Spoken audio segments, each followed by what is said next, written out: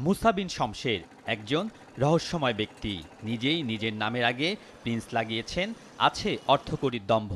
এই ধরনের টাকা বাংলাদেশে কেউ কোনোদিন অর্জন করতে পারেনি, করতে পারবেও না আগামী 50 বছরে।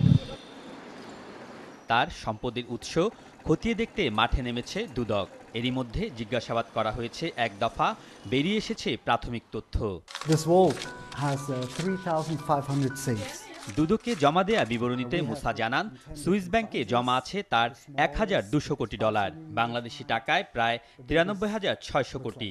ব্যাংকের ভল্টে আছে 700 কোটি টাকা মূল্যমানের অলংকার। দেশে সম্পদের মধ্যে আছে গুলশানে দ্য প্যালেস নামে রাজকীয় বাড়ি। মুসার বাড়ি আছে রাজধানীর বনানী ও ফরিদপুরেও। এছাড়া গাজীপুর ও সাভারে বিভিন্ন মৌজায় আছে 1,200 বিঘা জমি। সবই তিনি বিদেশে অস্ত্র ও ক্রুড অয়েলের ব্যবসা করে গড়েছেন বলে দাবি করা হয় সম্পদ বিবরণীতে। সুইজারল্যান্ডে ব্যাংকে তার $12 বিলিয়ন সে কথা এখন লিখিতভাবে সে স্বীকার করেছে আমাদের কাছে। আমাদের দেখার দরকার সুইস ব্যাংকের একটি যৌথ হিসেবের তথ্য দিয়েছেন। দুদক এখন খতিয়ে দেখছে ওই হিসেবে কোনো বাংলাদেশি অংশীদার আছে কিনা। এই অংশীদাররা কারা বা তার অংশীদারিত্বের কি কাগজপত্র তার কাছে আছে এগুলো দেখা হবে। বৈধতা কতটা আছে, অবৈধ কতটা আছে এগুলো দেখা হবে।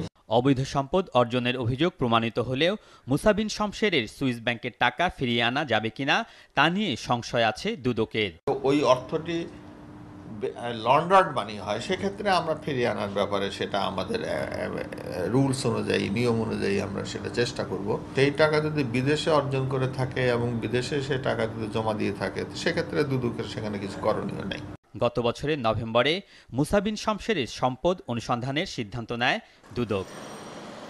সম্পদ বিবরণী অনুযায়ী মুসার নামে সুইজারল্যান্ডের সুইস ব্যাংকে জমা আছে বাংলাদেশি টাকায় প্রায় 93,600 কোটি। ভল্টে আছে 700 কোটি টাকা মূল্যমানের অলংকার। দেশে সম্পদের মধ্যে আছে গুলশানে দ্য প্যালেস নামে রাজকীয় বাড়ি। বাড়ি আছে রাজধানীর বনানী ও ফরিদপুরেও। এর বাইরে গাজীপুর ও সাভারে বিভিন্ন মৌজায় আছে 1,200 বিঘা জমি। সম্পদ অর্জনের বৈধতা জানতে দ্বিতীয় দফায় জিজ্ঞাসাবাদ করা হলো মুসাকে। চাওয়া হয় সুইস ব্যাংকে যৌথ হিসেবের সুনির্দিষ্ট তথ্য ও হিসাব নম্বর। আমি ধুলাইখাল থেকে টাকা নিয়ে পানি নিয়ে আটলান্টিক ওশেন গড়িনি, বুঝতে পেরেছো? আর বাংলাদেশ থেকে টাকা হুন্ডি করে বিদেশে এত টাকা জমানো 40টা দেশের সামরিক বাহিনীর সঙ্গে আমার ব্যবসা। সেই দেশের সরকার যখন আমার বিল সেটেল করেছে, সমস্ত পয়সা আমার ওই অ্যাকাউন্টে গিয়েছে। বাংলাদেশ থেকে কোনো টাকা আমার সুইস অ্যাকাউন্টে যায়নি। তবে তার প্রায় সব সম্পদ সুইস ব্যাংকে জব্দ আছে, তাই নিজেকে নিঃস্ব মনে করেন মুসা। যে মানুষের $12 বিলিয়ন এদেশে কে কল্পনা করতে পারবে? জীবনের সমস্ত সম্পদ হারিয়ে ভালো থাকি কি করে বলো? যখন আমার এই অ্যাক্সিডেন্টটা হলো, তারপর থেকে আমার এই অসুখটা হয়েছিল। অনুসন্ধান কার্যক্রম ভিন্ন খাতে নিতে মুসা কৌশল গ্রহণ করতে পারে বলে ধারণা দুদকের। অ্যাকাউন্ট নাম্বার আমরা চেয়েছিলাম, অ্যাকাউন্ট নাম্বার চাওয়ার ফলে সে বলেছে যে আমার এখন মনে নাই, তবে 21-22 ডিজিটের হবে। সে একটু ট্র্যাক থেকে বাইরে যাওয়ার চেষ্টা করছে আর কি। এটা তার একটা অভিনয় হতে পারে, এটা কৌশল হতে পারে, কিন্তু আমাদের দায়িত্ব হলো to find out the truth. 2014 সালের নভেম্বরে মুসা বিন শমশেরের সম্পদ অনুসন্ধানের সিদ্ধান্ত নেয় দুদক।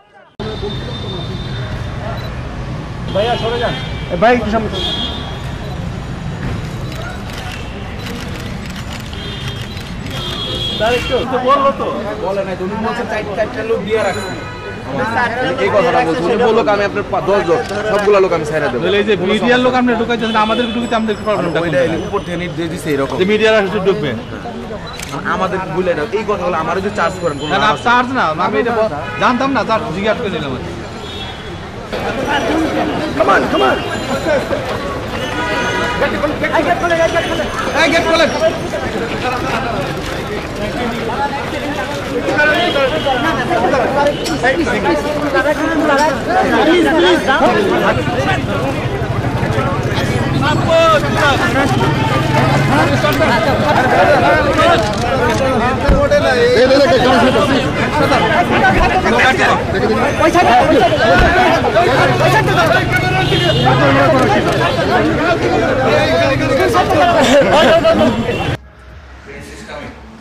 Prince is coming.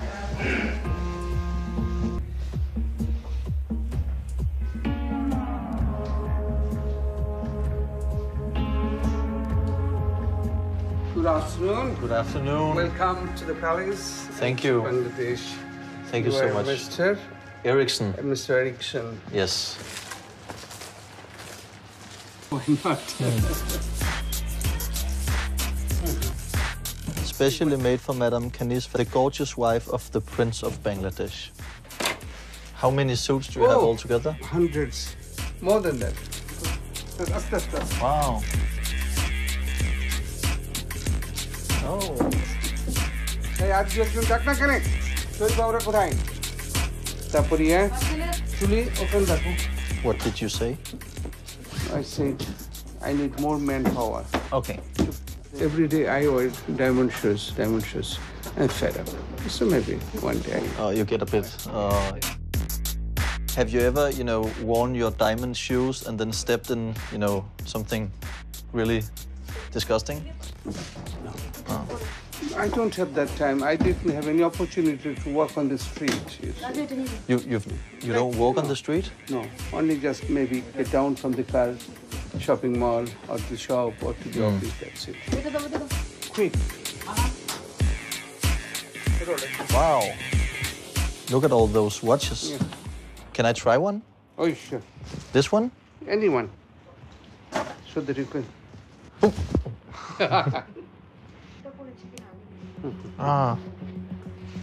Does it look good on me? Very nice, looking very nice.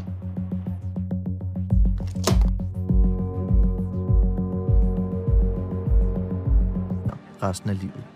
Han er fanget på bunden af samfundet. Det vil jeg gerne tale med Mr. Musa om.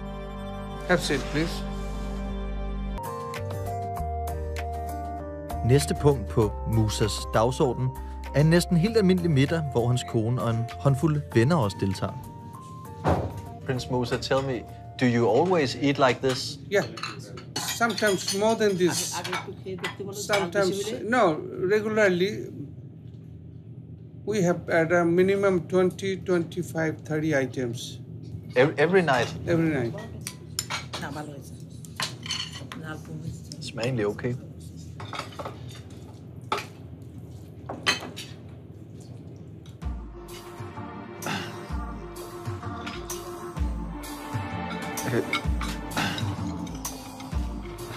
Jeg bliver simpelthen nødt til at sidde og kigge ned med tallerkenen. Det her, altså jeg er bange for, at jeg bryder sammen med grin lige om lidt. Det er det mest hysteriske, jeg nogensinde har oplevet. At konen sidder og mader ham, mens der står en tjener og tørrer ham om munden. Og nu står der en og vifter ham. Der står kraftigt en og vifter ham nu. Jeg kan simpelthen ikke det her.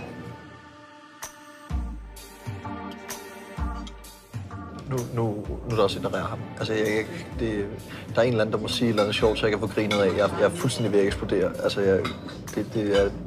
Ever since I got married, I have never eaten myself. Really? She feeds me. I feel comfortable. It's habit, you know. Yeah. This is the most crazy experience I've ever had.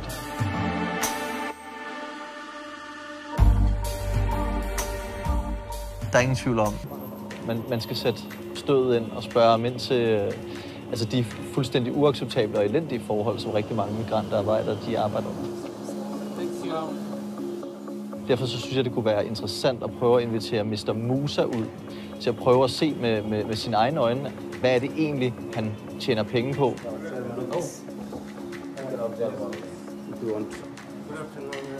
Wow.